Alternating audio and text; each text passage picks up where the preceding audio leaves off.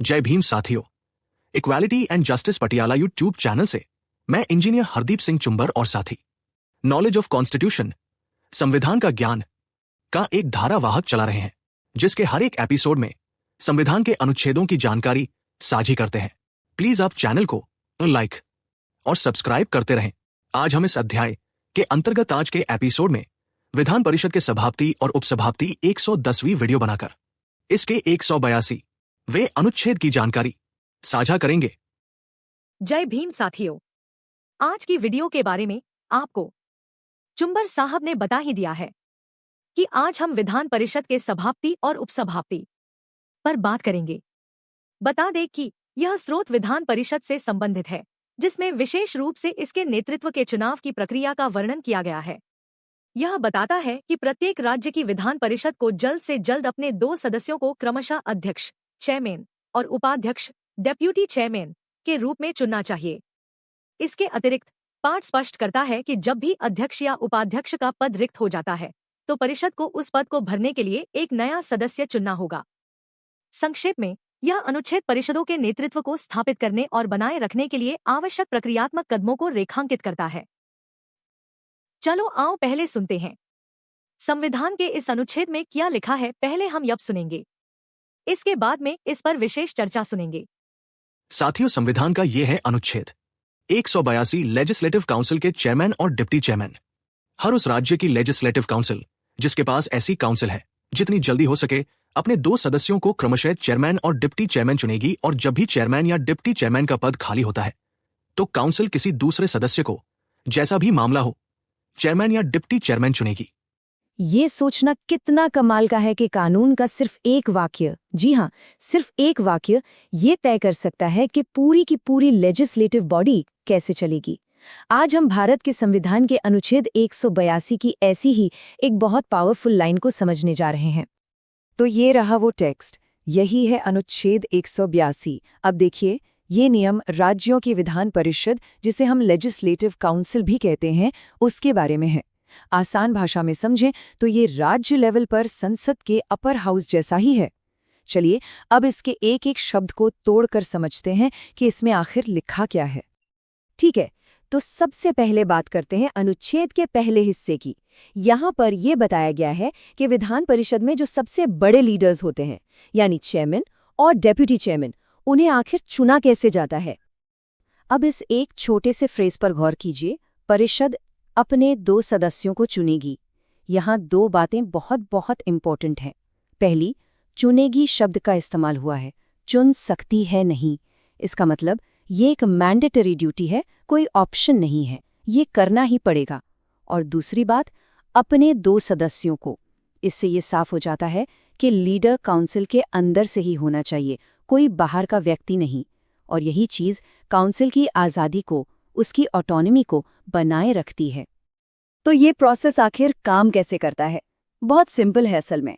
देखिए, जैसे ही legislative council बनती है, उसका पहला काम होता है अपने लीडर्स को चुनना। ये जिम्मेदारी काउंसिल को ही दी गई है, और इसका सबसे बड़ा फायदा ये है कि ये काउंसिल को सेल्फ सफिशिएंट बनाता है, आत्मनिर्भर। मतलब वो अपने कामकाज के लिए किसी बाहरी ताकत पर डिपेंड नहीं करती। अब इस फ्रेज पर ध्यान दीजिए, यथाशक्य शीघ्र। ये लीगल लैंग्वेज है, पर इसका मतलब बहुत सीधा है, एज सून एज पॉसिबल, मतलब जितनी जल्दी हो सके। कानून बनाने वाले ये कहना चाह रहे हैं कि भाई इस काम में जरा भी देर नहीं होनी चाहिए। काउंसिल बनी, ठीक है, अब सबसे पहले लीडर्स चुनो ताकि काम फौरन शुरू हो सके, कोई टाल मटोल नहीं। चलिए, अब तक तो हमने बात की कि पहली बार लीडर्स कैसे चुने जाते हैं, लेकिन अब आते हैं अनुच्छेद के दूसरे और शायद उतने ही इम्पॉर्टेंट हिस्से पर। ये हिस्सा इस बात को पक्का करता है कि लीडरशिप की कुर्सी कभी भी खाली न रहे। तो एक सवाल मन में आता है ना, कि मान लीजिए चेयरमैन या डेप्यूटी चेयरमैन का पद किसी वजह से खाली हो जाए, तब क्या होगा? क्या सारा काम ठप पड़ जाएगा? अच्छी खबर यह है कि आर्टिकल 182 में इस सिचुएशन के लिए भी पहले से ही एक प्लान मौजूद है, और इसका जवाब अनुच्छेद में बिल्कुल क्रिस्टल क्लियर दिया गया है। जब इस शब्द पर ध्यान दीजिए, जब पद खाली होगा, काउंसिल को एक नया सदस्य चुनना ही होगा। ये एक तरह से ऑटोमेटिक प्रोसेस है, एक कंटिन्यूअस साइकिल जो ये पक्का करती है कि गवर्नमेंट का काम बिना किसी रुकावट के चलता रहे। यहाँ एक बहुत इंटरेस्टिंग डिटेल है। अगर हम टाइमिंग के लिए यूज हुए शब्दों को कंपेयर करें, पहले चुनाव के लिए कहा गया यथाशक्य शीघ्र, मतलब एज सून एज पॉसिबल, एक अर्जेंसी है। लेकिन वैकेंसी भरने के लिए कहा गया जब जब पद रिक्त होता है।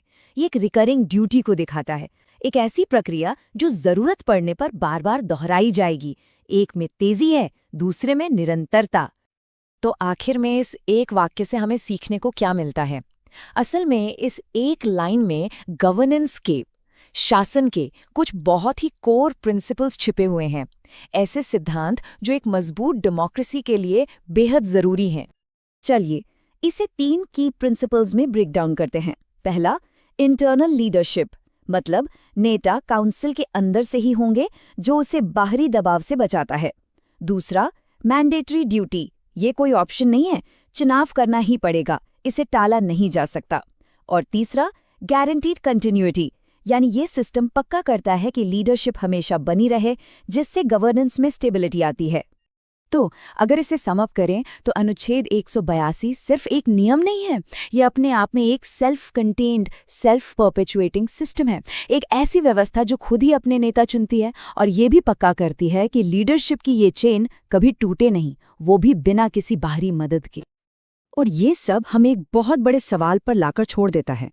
ये जो इतना सिंपल सा दिखने वाला नियम है, ये लेजिस्लेटिव ऑटोनॉमी यानी विधायी आज़ादी और स्टेबिलिटी के बारे में क्या बताता है? ये यही दिखाता है कि कैसे एक छोटा सा लेकिन सोच समझकर बनाया गया नियम भी एक मजबूत लोकतंत्र की, एक स्ट्रॉन्ग डेमोक्रेसी की नींव बन सकता है। सभी का स्वागत है। सोचिए कि एक जहाज है, बहुत बड़ा, जिसमें बहुत से लोग हैं और वो समंदर में है। अब अगर उस जहाज का कोई कप्तान ही ना हो, कोई रडर कंट्रोल करने वाला न हो, तो क्या होगा? केओस है ना? हाँ। आज हम भारत की राजनीति के एक ऐसे ही जहाज की बात कर रहे हैं, विधान परिषद यानी लेजिस्लेटिव काउंसिल। और हमारा आज का सवाल यह है कि इस जहाज का कप्तान कौन चुनता है, और ये चुनाव का तरीका हमारी डेमोक्रेसी के लिए इतना जरूरी क्यों है? और इस सवाल का जवाब, मजे की बात है, हमें संविधान के एक बहुत ही छोटे, मतलब सिर्फ एक वाक्य के अनुच्छेद में मिलता है। सिर्फ एक वाक्य? हाँ, आर्टिकल 182। आज की हमारी ये पूरी जो पड़ताल है वो इसी एक वाक्य के इर्द गिर्द घूमेगी। अच्छा। जो सुनने में तो बड़ा सीधा साधा लगता है, पर असल में ये लेजिस्लेटिव ऑटोनॉमी यानी विधायी स्वायत्तता का एक मजबूत फायरवॉल है। फायरवॉल, ये एक मजबूत शब्द है। हाँ। तो आज का हमारा मिशन है इस एक वाक्य के अनुच्छेद को डीकंस्ट्रक्ट करना और समझना कि ये फायरवॉल काम कैसे करता है। हमारे पास जो स्रोत है वो खुद संविधान का ये आर्टिकल है, जिसमें लिखा है कि विधान परिषद यथाशीघ्र अपने ही 2 सदस्यों को सभापति और उपसभापति के रूप में चुनेगी। तो चलिए इस संवैधानिक ब्लूप्रिंट को समझने की कोशिश करते हैं। बिल्कुल, और शुरू करते हैं पहले कुछ शब्दों से। जी। प्रत्येक राज्य की विधान परिषद, जिसमें ऐसी परिषद है, ये सुनने में एक लीगल फॉर्मेलिटी जैसी लगती है, पर असल में कहानी यहीं से शुरू होती है। हाँ, क्योंकि भारत के हर राज्य में तो लेजिस्लेटिव काउंसिल है ही नहीं। बिल्कुल। ज्यादातर राज्यों में तो सिर्फ एक सदन है, विधानसभा। तो ये नियम सिर्फ उन चुनिंदा राज्यों के लिए, जैसे उत्तर प्रदेश, बिहार, महाराष्ट्र। एग्जैक्टली। और ये भारत के फेडरल स्ट्रक्चर की खूबसूरती है। बिल्कुल। संविधान हर राज्य पर एक ही मॉडल नहीं थोपता। सही है। वो राज्यों को कुछ हद तक अपनी लेजिस्लेटिव स्ट्रक्चर तय करने की आजादी देता है। तो संविधान का ये अनुच्छेद शुरू में ही अपनी सीमा तय कर देता है। ये कहता है, देखो, ये नियम सिर्फ उन क्लब्स के लिए है जो इस कैटेगरी में आते हैं। अच्छा। ये हमारे संघीय ढांचे के डिजाइन का एक अहम हिस्सा है। ठीक है, तो स्कोप तो क्लियर हो गया, लेकिन अब आते हैं उस शब्द पर जो हमेशा मुझे थोड़ा मिस्टीरियस लगता है, यथाशीघ्र। हाँ, as soon as maybe। हाँ। संविधान बनाने वाले तुरंत या 24 घंटे में जैसा कुछ साफ साफ क्यों नहीं लिख सकते थे? ये यथाशीघ्र तो पॉलिटिकल कन्वीनियंस के हिसाब से स्ट्रेच भी किया जा सकता है ना? ये एक शानदार सवाल है, और यहीं पर कॉन्स्टिट्यूशनल लैंग्वेज की, मतलब उसकी जो सटलिटी है वो सामने आती है। देखिए, अगर वो इमीडिएटली या विद इन 24 आवर्स लिख देते तो ये बहुत, क्या कहते हैं, रिजिड हो जाता। हाँ, अव्यवहारिक हो जाता है शायद। बिल्कुल। एक नया सदन बना है, मेंबर्स को शपथ लेनी है, फॉर्मेलिटीज पूरी करनी है, इन सब में वक्त लगता है। तो यथाशीघ्र शब्द अर्जेंसी का भाव तो देता है, लेकिन साथ में एक प्रैक्टिकल फ्लेक्सिबिलिटी भी देता है। लेकिन जैसा मैंने कहा, इस फ्लेक्सिबिलिटी का गलत इस्तेमाल भी तो हो सकता है। मान लीजिए किसी सरकार के पास सदन में क्लियर मेजॉरिटी नहीं है।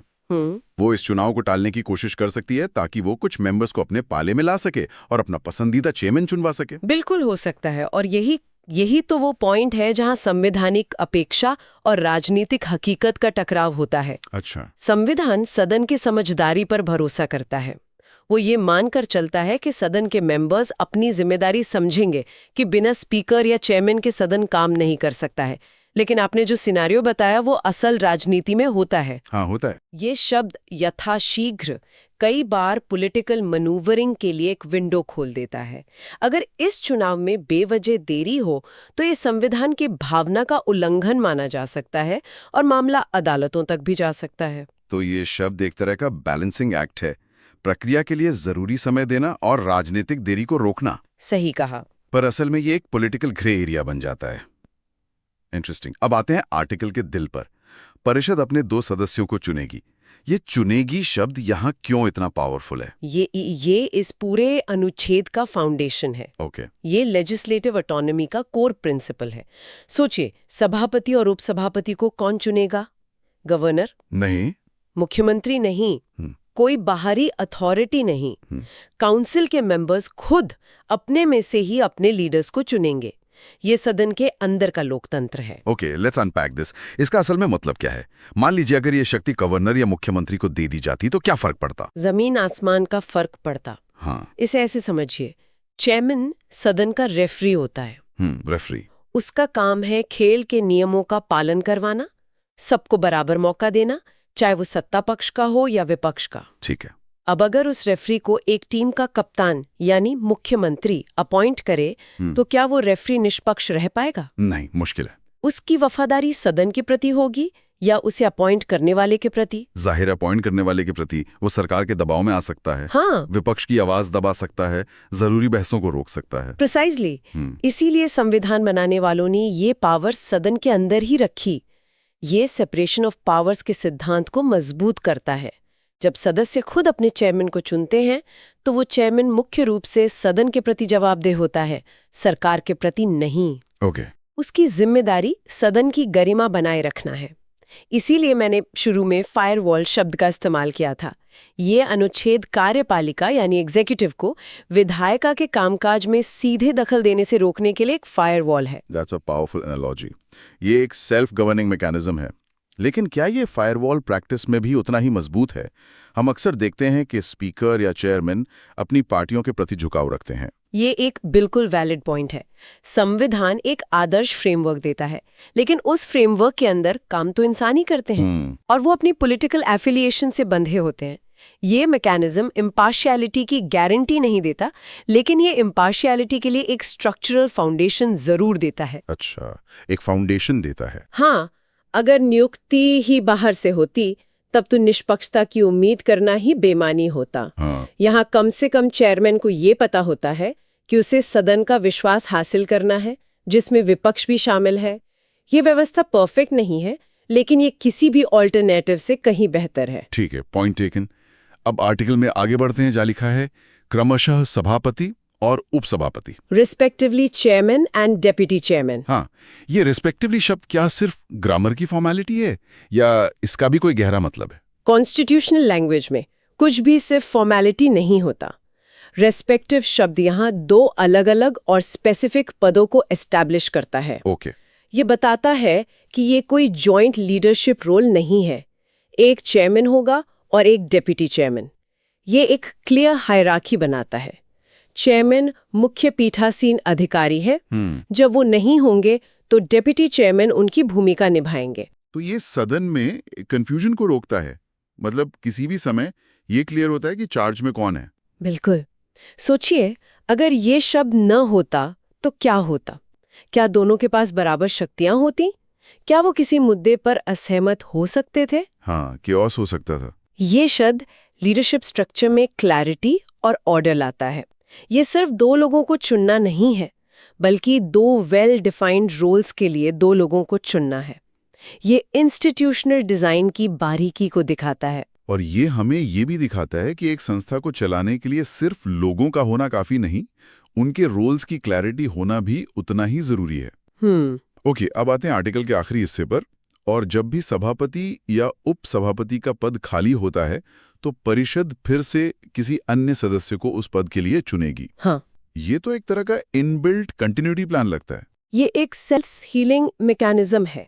संविधान ये मानकर चलता है कि पद खाली होंगे, सदस्य का कार्यकाल खत्म हो सकता है, वो इस्तीफा दे सकता है या कोई दुखद घटना हो सकती है। कोई भी वजह हो सकती है। वजह चाहे जो भी हो, सदन लीडरशिपलेस नहीं रह सकता। ये प्रोविजन सुनिश्चित करता है कि लीडरशिप वैक्यूम को भरने की एक तय प्रक्रिया हो। और वो प्रक्रिया वही है जो पहली बार चुनाव के लिए थी। ठीक। पावर वापस सदन के पास चली जाती है कि वो अपना नया लीडर चुने। यस, और ये उस इंटरनल डेमोक्रेसी और ऑटोनॉमी के सिद्धांत को रीअफर्म करता है। सही है। ये नहीं कहता कि अगर पद बीच में खाली हो जाए तो गवर्नर किसी को मनोनीत कर देगा। नहीं, शक्ति वापस उन्हीं सदस्यों के पास आती है। ये एक डायनामिक प्रोविजन है, स्टैटिक रूल नहीं। ये दिखाता है कि विधान परिषद एक लिविंग इंस्टीट्यूशन है जो जरूरत पड़ने पर खुद को रीजनरेट और रीऑर्गेनाइज कर सकती है। ये संस्था की स्थिरता और निरंतरता सुनिश्चित करता है। जब हम इन सभी टुकड़ों को एक साथ जोड़ते हैं तो ये हैरान करने वाला है।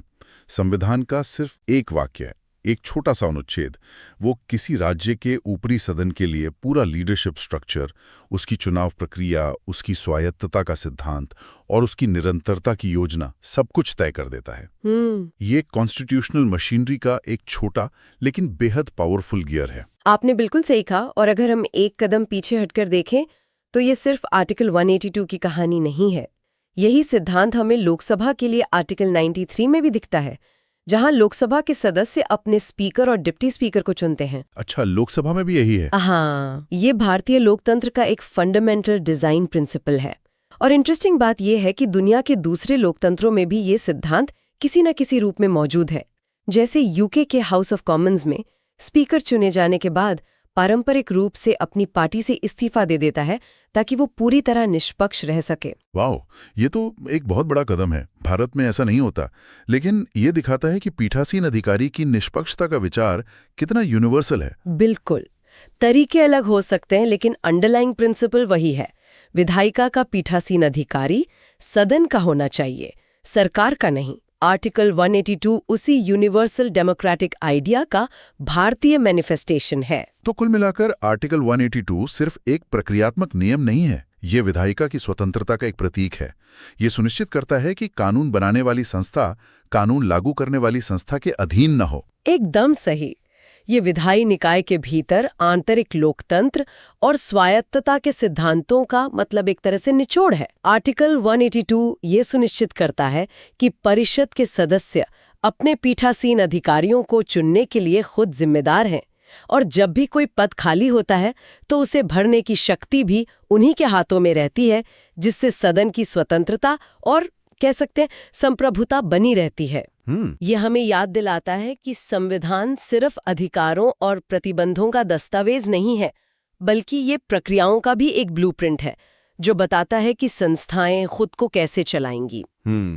ये सब समझने के बाद एक आखिरी सवाल मेरे दिमाग में आ रहा है जो हमारे लिसनर के लिए भी एक फूड फॉर थॉट हो सकता है। पूछिए। आर्टिकल 182 ये तो बताता है कि परिषद अपने नेताओं को चुनेगी। हाँ। लेकिन ये चुनाव की विधि के बारे में चुप है। मतलब ये चुनाव आम सहमति से होगा, वोट से होगा या सीक्रेट बैलेट से। हाँ। ये हर काउंसिल के अपने नियमों पर छोड़ दिया गया है। और यहीं पर संवैधानिक पाठ खत्म होता है और असली राजनीति शुरू होती है।